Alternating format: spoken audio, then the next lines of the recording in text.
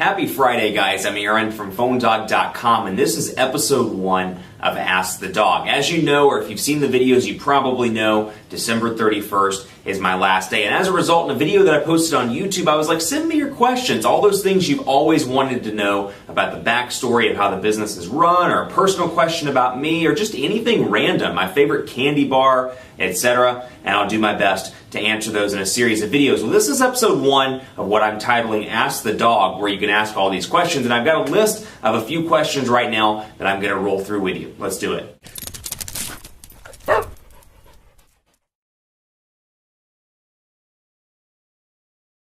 So question 1 is, where do you get the phones? This one's pretty complicated because a lot of people think a couple of things. 1, that there are personal phones, and 2, that all of our review units come from Best Buy. And I'll clarify both of those for you. First of all, most phones you see in our videos are actually not our phones. They come from PR agencies or carriers. So for example, the HTC Windows Phone 8X will come from AT&T. It'll come from their internal PR agency or their external PR group, or it'll come from HTC directly or HTC's PR group. So you can see there are quite a few different PR groups. For example, Verizon has internal Verizon, PR company that does Verizon work, and then you have HTC and a company that does some PR work for HTC. So there are actually 4 teams that you can interface with on a regular basis to pick up that device. And you'll find that one team will usually spearhead that. For example, on the HTC Windows Phone 8X on the AT&T side, HTC sent that unit over, if I remember right. I got to think about that. Yeah, they sent that over. But, it depends on the agency. It depends on the unit. It depends on what's being shown off. If it's an iconic device, you'll find that sometimes the internal groups will do it. If it's a non-iconic device, more of a mid-range device, you'll find sometimes that the PR agencies do it. There are always exceptions to that rule. It totally depends on the agency. It totally depends on the carrier or the manufacturer. But you'll find that often one team will spearhead that. So as you can see, none of those are our devices. Those are review units that we have to send back in a certain period of time. Now, some agencies are a little bit more relaxed about review policies, which is great for me because I do a ton of dog fights. So I do a lot of head-to-head comparisons 2, 3, 4, 5 months down the road after a device is released. So if I can have a review unit, for example, like using the 8X as an example, if the review unit period were 3 weeks, that'd be a problem for dog fights in the future. So depending on the agency, we'll do a couple of different things. In a case like, let's say, an HTC, if they need it back in 3 weeks, I'll send it back and then I'll wait a couple of weeks and I'll ask for it again so everybody's had time to review it on the Tier 1 rollout, and then I can get it again for more dog fights and head-to-head comparisons and long-term content, 30-day challenges, things like that. So that's where that works out. So if you ever wonder, you're watching a video and you're like, why didn't he compare the International Galaxy S3 to the International 1X? Well, I either don't have one of those, I've sent it back and I'm waiting to get it back, or just don't have it in general, or it's not available. Whatever the case may be, there's always a reason. There have been plenty of times, like when the Galaxy S3s came out, I had a couple of those that went back, and then I ended up getting more, again, for dogfight comparison. So it's all a logistical thing. I've got spreadsheets on the back end that I keep track of all the devices, where they go, who they go to, and if I need to request those again in a month or not. And then again, like I said, some are very relaxed, where they'll give me, 2 or 3, 4 or 5 months where I can review something and I can get it back to them at my leisure so I can take care of all the content that needs to be done on the PhoneDog side. So question 2 is kind of a follow-up to that question. Are the phones ours? No, those phones aren't ours. This would be equivalent to you walking into Best Buy and stealing a phone. And this is something that I have to tell people on a regular basis. These phones are not ours. So when you hit me on Facebook or Twitter and say, hey, love that Lumia 920, really need a phone, can you give me that phone? That phone's not my property in most cases. So unfortunately, no, I can't give you that phone. That's the property of Verizon or their PR agency, or HTC or their PR agency. So those phones are not mine to keep. Those are review phones that always end up going back. Now that said, we have a partnership with Best Buy Mobile where they provide us with a set number of devices per year, but we always turn those around and give those in the One Paw Bandit game, and as part of that stipulation, that's why you see them mentioned in videos on a regular basis. We have a video advertising partnership with them, and in turn they give us a ton of phones, and that's what keeps the One Paw Bandit game going. So anytime you see phones being given away on the One Paw Bandit game, with the exception of the occasional time where a company will reach out to me and say, hey Aaron, I want to market on One Paw Bandit for 1 month. You'll see like Sprint do this or another company do this. We want to do this for 1 month. We want to give away iPod Nanos or iPod Minis or iPod Shuffle, something like that. And then iPod Minis, not iPod Minis, iPod Nanos. And they'll move from there and they'll do it for like a 1 month kind of thing. So that's what that is. The Best Buy Mobile stuff, in-ad sponsorships on the video side, and then they give us free phones that we give away on the One Paw Bandit game. So this one's interesting. A couple of people have asked how I plan content on the site. And the common misconception is that I just wake up in the morning and try to think of videos to do, and that could not be further from the truth. At any given point throughout the year as an editor-in-chief, I have to have a content plan throughout the week. So at any given point, even in our slowest time of the year, the content is planned at least 4 to 6 days in advance. In busy times of the year, like Q4, which is what we're in right now, the holiday season, content's planned anywhere from 2 weeks to 4 weeks in advance. So when you see a dogfight, for example, right now, did a dogfight yesterday between the One X Plus and the Galaxy S3. That dogfight's been on the calendar for about 3 weeks, and I have to plan that far in advance. As it stands right now, I'm working on a content plan for Taylor and David, and they can take this if they want to in January 1st when I'm no longer with the company. But I'm working on content stuff and was working on content stuff prior to my departure, all the way up in early February. So as you can see, a lot of times, especially in the busy times of the year, there's a lot of planning involved. There's a lot of planning depending on events and things going on. CES is the beginning of the year, so I've got to make sure coverage is full throughout CES and all the way through January and February. Mobile World Congress will pick up in February. So in these busy times of the year, it's really important to make sure that you have content planned. So it's not something where I just wake up and decide. Obviously, news comes through, and my news department, Alex, works on that as he needs to. But with the long-term content, what we define in the business as long-term content,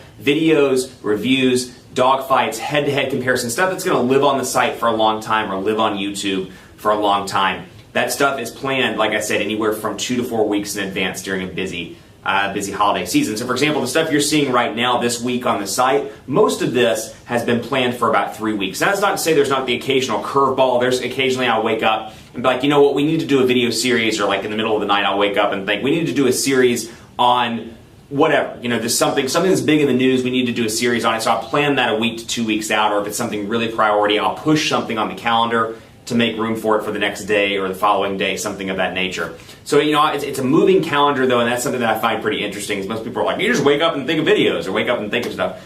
And that's not the case at all. Everything's planned out, and that's why you'll often see me wear the same shirt in intros to dogfights. Oftentimes in busy seasons, I'll start on a Monday knowing all the videos that are going to be done through that week, all the dogfights, all the head-to-heads, and I'll shoot all the intros on Monday, and then on Tuesday I'll do the videos that need to be done on Tuesday, Wednesday I'll do the videos that need to be done on Wednesday, but the intros all look the same. So that's why you're like, does this guy wear the same shirt all throughout the week? No. Well, it depends, I guess, in the week, but no, I don't usually do that. It's because the intros are all shot around the same time, and the content kind of fills in throughout the week based on my editorial plan.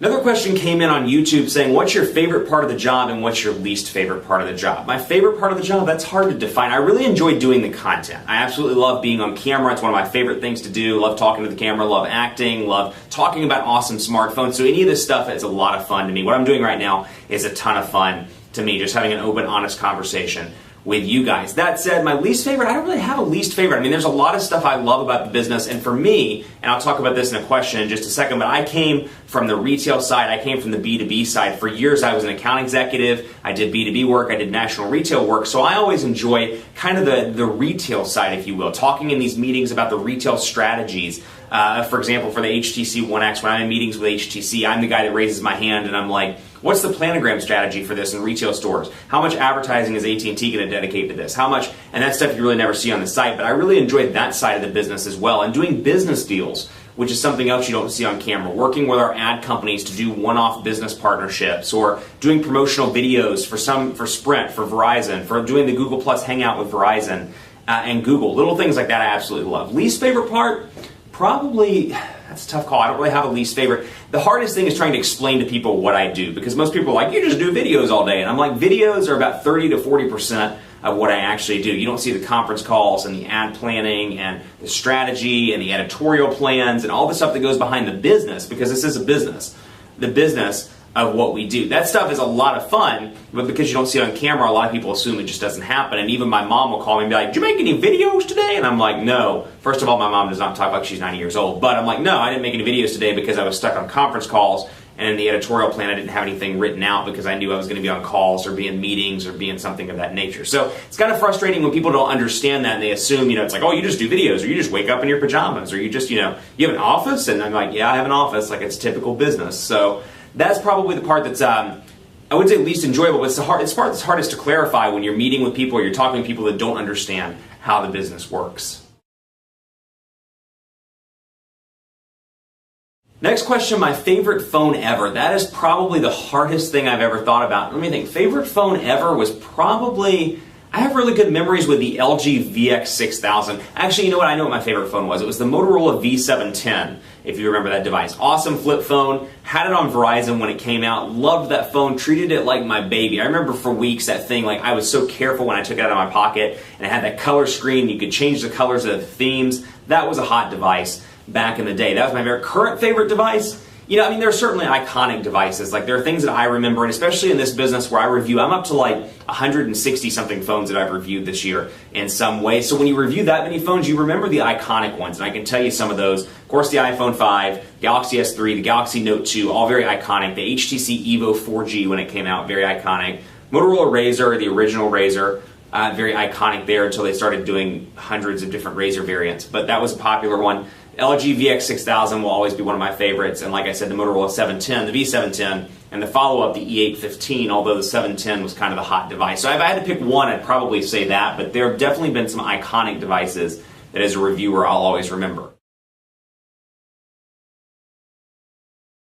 How did I get started? That's a complicated question. I've worked in wireless. Next year will be my 10th year working in wireless. I started at Circuit City as a product specialist, and this was back in the day when Circuit City people sold Verizon devices. So I actually sold Verizon, and there were a couple of other carriers there in the store if I remember right, but this was before Circuit City brought corporate Verizon people in and had the corporate-owned kiosks in the store. So I did that at Circuit City. When they brought in the corporate-owned kiosks, I left and went to work for a regional provider. I went from there to an authorized retailer of Verizon, then to an authorized retailer of AT&T, back to an authorized retailer of Verizon, did some B2B work with Verizon, so I was working with small businesses, small and medium businesses.